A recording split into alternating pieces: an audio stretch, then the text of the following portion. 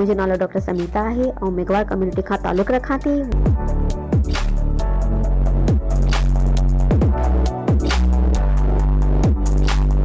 पाकिस्तान में रेजिडेंसी करण लाइ FCPS ॾियणो पवंदो आहे। उहे अगर US में अमेरिका में पाण खे अगर रेजिडेंसी करणी आहे त पाण खे एग्ज़ाम ॾियणो वेंदो आहे जेका USMLE जे नाले सां सॾायो वेंदो आहे। उन जी तयारी उहो काफ़ी मुश्किल एग्ज़ाम्स मां काउंट कयो वेंदो आहे। हिन में मूंखे काफ़ी मुश्किलातूं बि आयूं लेकिन आउं पुठियां कोन ॾिसी हिमत कोन हारी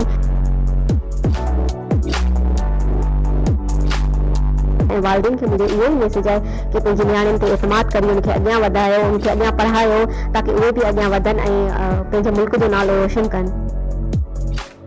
तलहा जे वार्ड नंबर 9 जी रहवासण गरीब कम्युनिटी मेघवार कम्युनिटी सां ताल्लुक़ रखंदड़ डॉक्टर सुमिता मेघवार अमेरिका में यूनाइटेड स्टेट मेडिकल एग्ज़ामिनेशन जो इम्तिहान पास करे वरितो आहे। संदसि घर में मुबारकबाद ॾियण जा मेला मतल आहिनि। अचो त डॉक्टर सुमिता मेघवार ऐं संदसि वालिदैन सां ॻाल्हायूं, असांखे छा था ॿुधाइनि। मुंहिंजो नालो डॉक्टर समीता आहे ऐं मेघवार कम्युनिटी खां ताल्लुक़ रखां थी। मुंहिंजी पैदाइश तलहार जी आहे जिते मूं पंहिंजी प्राइमरी एजुकेशन कंप्लीट कई। उनखां पोइ पंहिंजी कॉलेज जी डिग्री मूंखे रहीम पब्लिक स्कूल बदियन मां हासिल थी ऐं एंट्री टेस्ट में मुंहिंजी 2016 में MBBS में सिलेक्शन थी वई। 2022 में मूंखे MBBS जी डिग्री हासिल थी ऐं हाउस जॉब मूं पंहिंजी जिना हॉस्पिटल में कई। उन ई दौरान हाउस जॉब जे दौरान मूंखे ख़बर पई कि कोई अमेरिका जो एग्ज़ाम आहे जंहिंखे पाण USMLE चवंदा आहियूं, United States of medical licence examination. उहा ई एग्ज़ाम आहे जेका पाण खे रेजिडेंसी करण लाइ पाकिस्तान में रेजिडेंसी करण लाइ FCPS ॾियणो पवंदो आहे। उहे ई अगर US में अमेरिका में पाण खे अगर रेजिडेंसी करणी आहे त पाण खे एग्ज़ाम ॾियणो हूंदो आहे जेका USMLE जे नाले सां सॾायो वेंदो आहे। उन जी तयारी उहो काफ़ी मुश्किल एग्ज़ाम्स मां काउंट कयो वेंदो आहे त पोइ मूं इहो सोचियो कि पंहिंजी महिनत सां छो न उहो एग्ज़ाम खे पास करे ऐं अॻिते वधियो वञे। त उन एग्ज़ाम जी तयारी मूं 2023 में शुरू करे छॾी। वो एग्ज़ाम काफ़ी मुश्किल आहे ऐं उन जी महिनत ॾींहुं राति महिनत पोइ मूं कई ऐं पर तव्हांजी दुआनि सां मालिक जे शुक्र सां मुंहिंजो इहो एग्ज़ाम निकिरी वियो जंहिंजी रिज़ल्ट उहो एग्ज़ाम पोइ मूं 18 नवंबर ते ॾिनो ऐं जंहिंजी रिज़ल्ट हाणे मूंखे हासिल थी आहे। इन जर्नी में पाण चई सघूं था कि ऑब्वियस आहे मुंहिंजे वालिदैन जी काफ़ी ज़्यादा मूंखे सपोर्ट हुई छो जो इहा एग्ज़ाम काफ़ी मुश्किल ऐं महांगो एग्ज़ाम हूंदो आहे त उन फाइनेंशियल कंस्ट्रेंट्स खे मतिलबु उन फाइनेंशियल कंसर्न के हटाइण में मुंहिंजे माउ पीउ ही मदद ज़्यादातर हुई।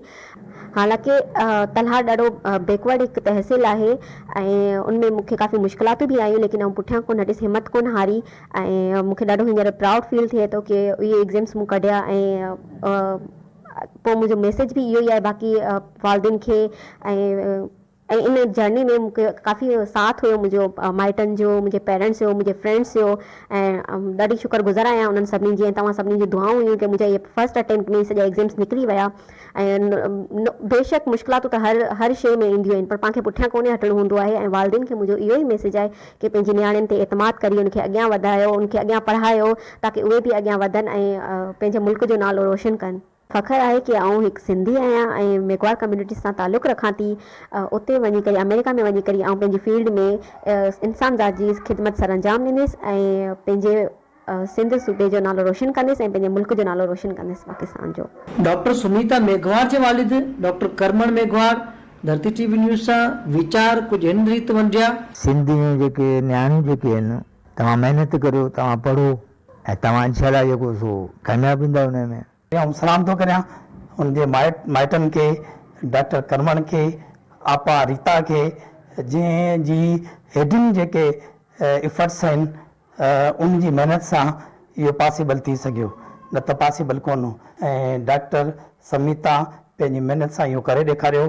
असांजे लाइ एज़ाज़ आहे त असांजी तलहार जी नियाणी अमेरिका मां हिकिड़ो इम्तिहान पास करे असांजे लाइ फ़ख्र जी बास बणी आहे। ही हिकिड़ी क़ाबिल ऐं पाण छा मतिलबु सक्सेसफुल लेडी थी आहे ऐं असीं बि हिननि खे ॾिसी वॾो प्राउड महसूस था कयूं ऐं इनशाला असीं बि वॾा थी पंहिंजे माउ पीउ जो पंहिंजे वालिदैन जो नालो रोशन कंदा। जीअं असांजे पेरेंट्स खे असां ते बिलीव आहे ऐं फेथ आहे त असीं जेको आहे पढ़ी सघंदा, सभु नियाणियूं जेको पढ़ी सघनि थियूं त असां मुंहिंजी तव्हां सभिनी वालिदैन खां रिक्वेस्ट आहे त तव्हां बि पंहिंजी नियाणियुनि खे पढ़ायो ऐं डॉक्टर समीता वांगुरु कामयाबु करायो ऐं हिकु सक्सेसफुल लेडी ठारायो। ऐं मुंहिंजी तव्हां सभिनी माउ पीउ वालिदैन खे गुज़ारिश आहे त तव्हां पंहिंजी पुटनि खे, धीअरूं आहिनि, पुट आहिनि, जंहिंखे तव्हां पढ़ायो हाणे हुननि खे कोन्हे ख़बर, जेको नथा पढ़नि हुननि खे पंहिंजो जेको सही ग़लति कोन्हे ख़बर। तव्हां हुननि खे सम्झायो, तव्हां हुननि खे पढ़ायो, जॾहिं तव्हां पढ़ाईंदा त हू पंहिंजी महिनत हुननि ते वधीक कंदा ऐं इंशाल्लाह कामयाबु थींदा। कैमरामैन अली रज़ा ख्वाजा सां गॾु मोहम्मद हुसैन गोपांग, धरती टीवी न्यूज़ तलहार।